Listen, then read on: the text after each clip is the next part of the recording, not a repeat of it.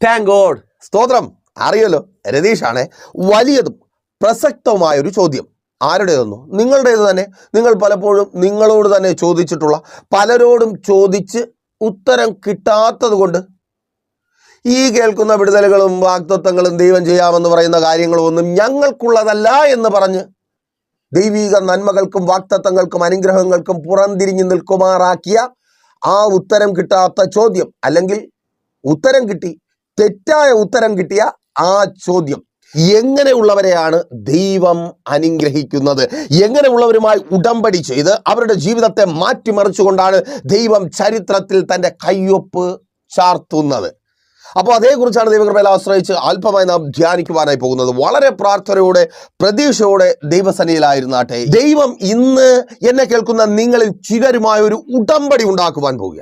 അയ്യേ, എന്നോടോ എന്ന് ചോദിക്കും വിധത്തിൽ കൊള്ളരുതാത്തവരെന്ന് പറഞ്ഞ് ലോകം മാറ്റി നിർത്തിയിരിക്കുന്ന നിങ്ങളുമായി ചേർന്ന് തന്നെ നിങ്ങളുടെ ജീവിതത്തിൽ ഇടപെട്ട് ഈ തലമുറയിൽ ദൈവം നിങ്ങളെ ഒരു ചരിത്രമാക്കി മാറ്റുവാൻ പോവുക.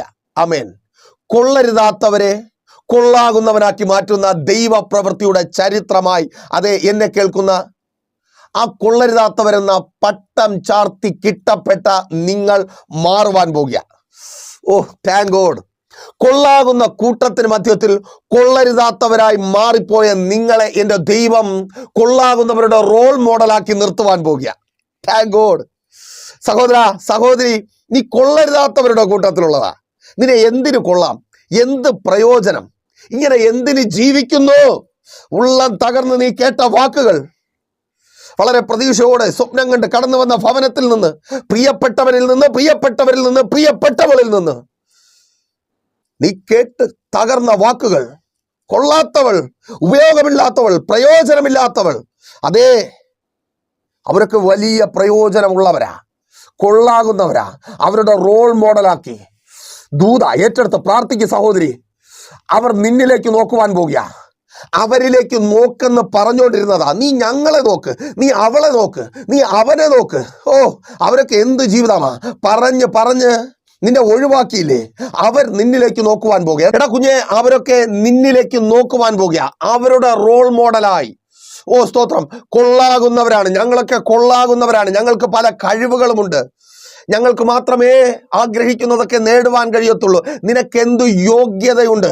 ആ സ്കൂളിൽ, ആ കോളേജിൽ, ആ സ്ഥാപനത്തിൽ നിന്നെ കൊള്ളാത്തവനാക്കി മാറ്റി നിർത്തിയവർ നിന്നിലേക്ക് നോക്കുവാൻ പോകുക, അവരുടെ റോൾ മോഡലായി. യെസ്, യേശുവിൻ നാമത്തിൽ ഞങ്ങളെ നോക്ക്. ആമേൻ. ഞങ്ങളെ നോക്കി പഠിക്കുവാൻ പറഞ്ഞവരുടെ റോൾ മോഡലാക്കി. ആമേൻ. Thank God. നിന്നെ എൻ്റെ കർത്താവ് മാറ്റുവാൻ പോകുക. സഹോദര, ആ ജോലി സ്ഥലത്ത് പലരെയും പോലെ നീ ജോലി ചെയ്യുന്ന കേട്ട് ഞാൻ ഇനി എന്തിനിങ്ങനെ ഈ സ്ഥാപനത്തിൽ ജോലി ചെയ്യുന്നു, വല്ലാതെ ഭാരപ്പെട്ടു പോയതാ.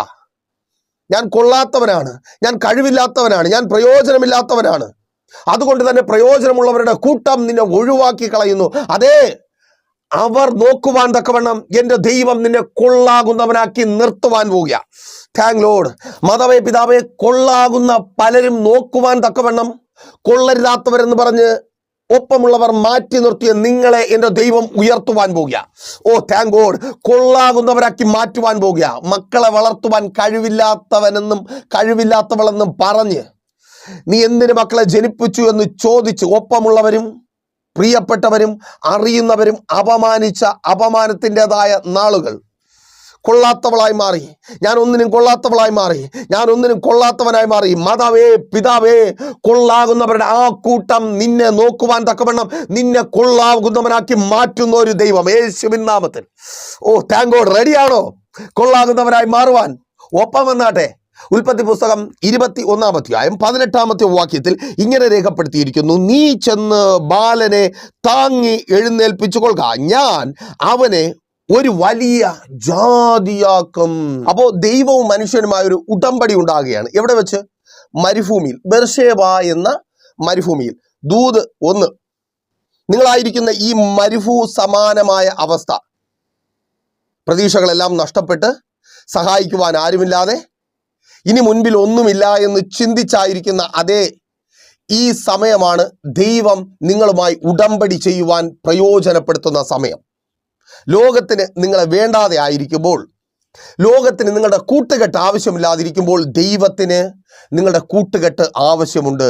ലോകത്തിൻ്റെ കൂട്ടുകെട്ട് നിങ്ങളിലുള്ളത് അവരിലേക്ക് പോയ ഇന്ധലകളിലെ ദുഃഖിപ്പിക്കുന്ന ഓർമ്മകൾ നിങ്ങൾക്ക് സമ്മാനിച്ചിട്ടുണ്ടെങ്കിൽ ദൈവവുമായുള്ള കൂട്ടുകെട്ട്, ദൈവവുമായുള്ള ഉടമ്പടി, അവനിലുള്ളത് നിങ്ങളിലേക്ക് വരുന്ന സാക്ഷ്യത്തെ നിങ്ങളുടെ ജീവിതത്തിൽ ഉണ്ടാക്കും. അപ്പോൾ ആരുമായി ദൈവം ഉടമ്പടി ചെയ്യുന്നു?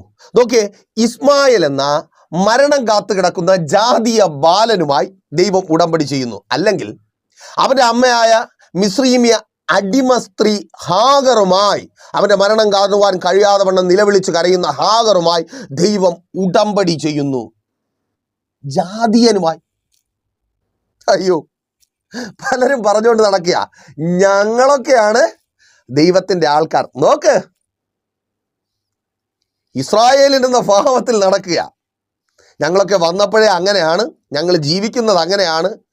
പ്രിയരേ, നിങ്ങൾ എന്തെങ്കിലും ആയതുകൊണ്ടല്ല, നിങ്ങൾ ഒന്നും അല്ലാത്തത് കൊണ്ടാണ് ദൈവം തേടി വന്നേ. ആമേൻ.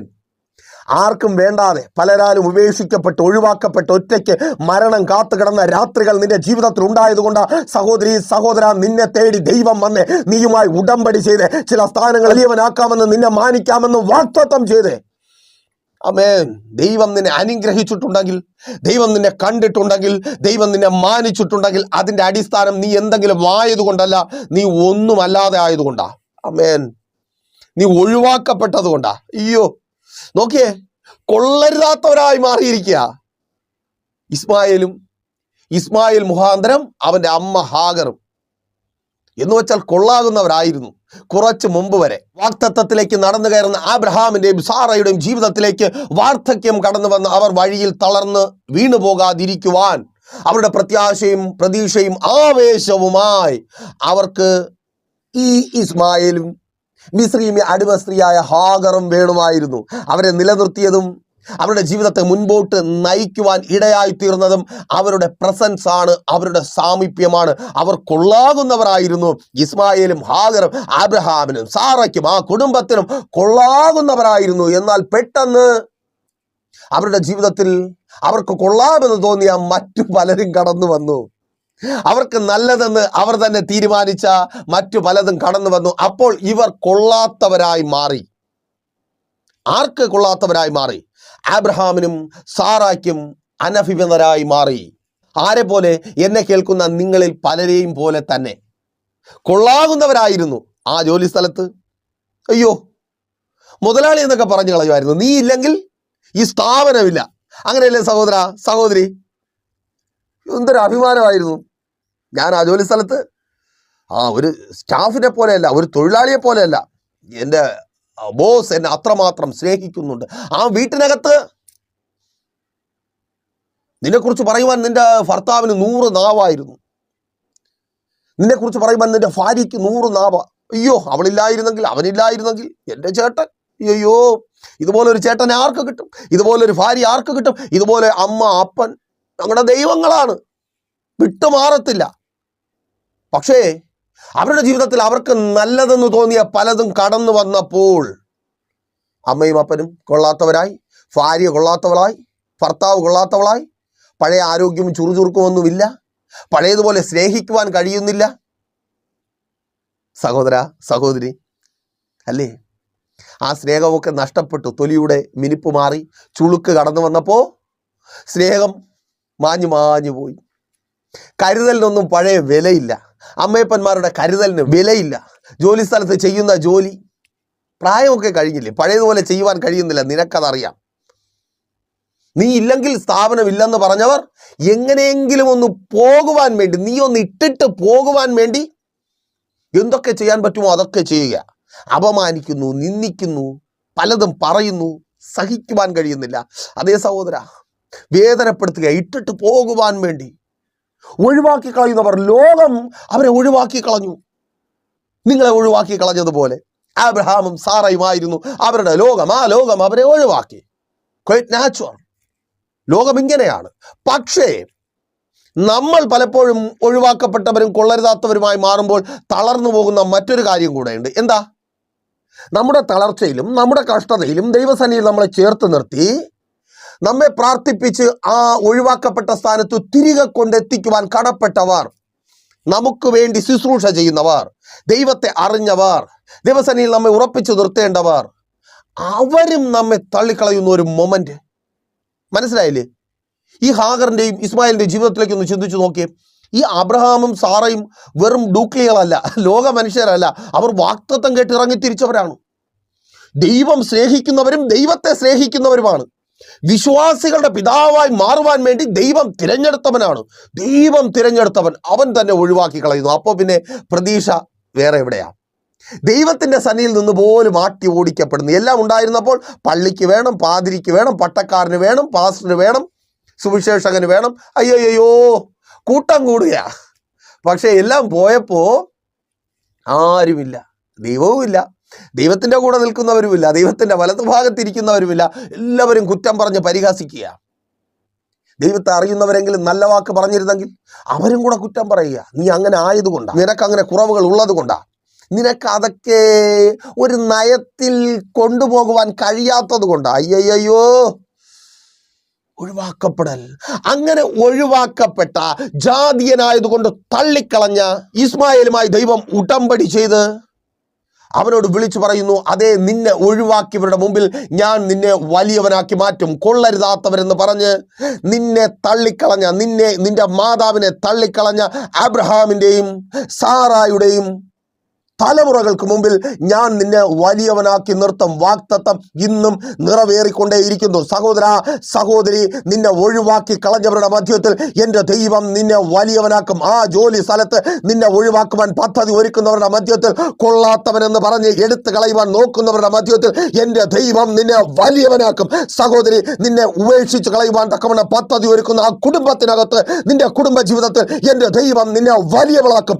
തള്ളിക്കളഞ്ഞ നിന്നെ എൻ്റെ ദൈവം വലിയവളാക്കും യേശുവിൻ നാമത്തിൽ. സഹോദര, ഇന്ന് ഭാര്യയ്ക്ക് വേണ്ട, വീട്ടുകാർക്ക് വേണ്ട, സ്വന്തം ബന്ധങ്ങൾക്ക് വേണ്ട, ഒന്നുമില്ലാത്തവനായതുകൊണ്ട് തള്ളപ്പെട്ടവനായി, കൊള്ളരുതാത്തവനായി നീ മാറിയിരിക്കുന്നുവോ? കേൾക്ക്, നിന്നെ വലിയവനാക്കും. ആ കുടുംബത്തിനകത്ത് എൻ്റെ ദൈവം നിന്നെ വലിയവനാക്കും.